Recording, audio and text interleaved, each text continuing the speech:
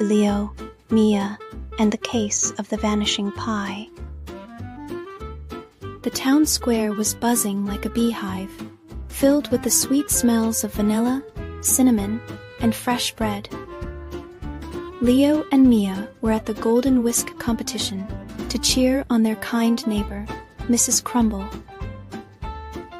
Her cherry pie, a beautiful work of art with a latticed pastry, sat cooling on a special table by the open bakery window.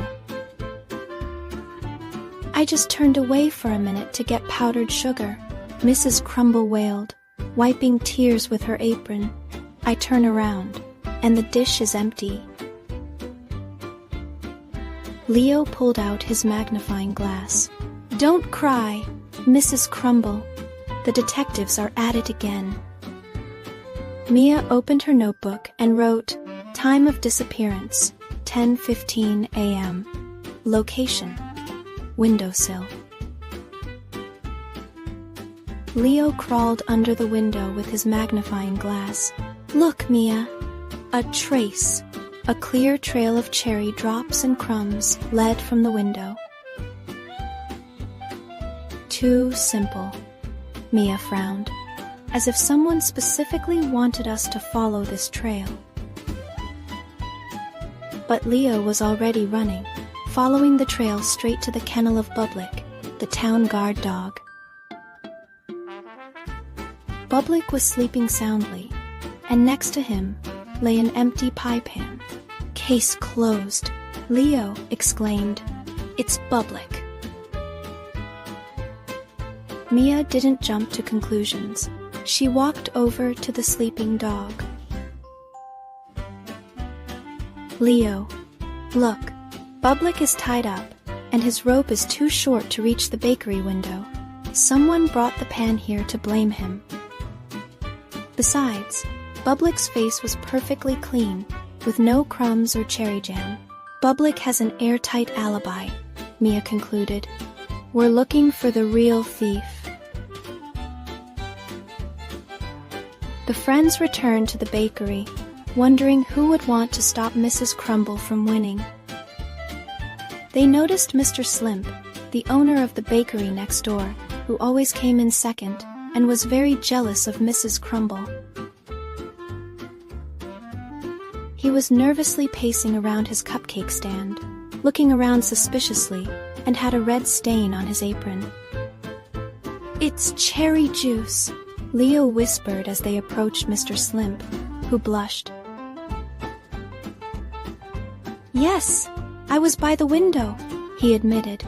"I wanted to smell the pie to find the secret ingredient, and I accidentally dripped jam on my apron, but I didn't take it. Honestly, a pastry chef." Mia believed him. Mr. Slimp was mean, but not a thief. The investigation had reached a dead end. The crumbs led to the innocent dog, and the main rival turned out to be innocent. Suddenly, Leo, who was boredly gazing at the tree by the bakery window, said, "Mia, do squirrels like cherries?" "Squirrels like nuts, Leo. What does that have to do with?" Mia raised her head and fell silent. On a branch of an old maple tree, directly opposite the window, sat a fat red squirrel holding something large and red. But it wasn't a pie. It was a huge, ripe garden cherry. Mia understood everything. "Leo, remember, the pie was decorated with the largest cherries." The detectives realized what had happened. It wasn't just one squirrel, but a whole gang. They couldn't carry off the heavy pie in one piece, so they worked as a team. One squirrel tipped the berries off the top, the others caught them, and in the process, they flipped the pan over. The pie fell apart, and the squirrels quickly dragged the pieces into tree hollows. They then dumped the pan near Bublik's doghouse, simply because it was in their way. Unfortunately, they couldn't get the pie back, but Mrs. Crumble was so relieved. It wasn't an enemy's doing, but merely animals' mischief. She quickly baked a new treat, her signature cherry cupcakes. The judges were delighted, and still awarded her the Golden Whisk. Leo and Mia sat on the bench, happily devouring the delicious cupcakes. "You know, Mia," Leo said with his mouth full, "being a detective is really tasty." "I agree," Mia smiled, wiping a crumb from her nose.